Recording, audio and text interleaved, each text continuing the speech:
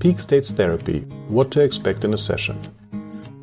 The therapy session using Peak States Therapy follows a specific schedule and usually lasts from 1.5 to 2 hours.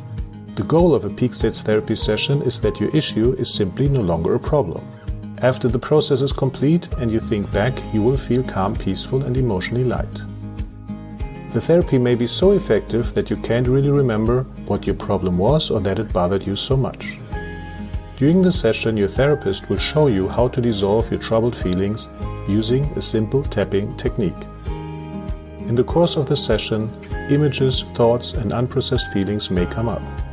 Using the techniques, you can complete the emotional processing and then aim to be completely free of the problem that used to bother you. After years of anxiety and worries, peace of mind is wonderful.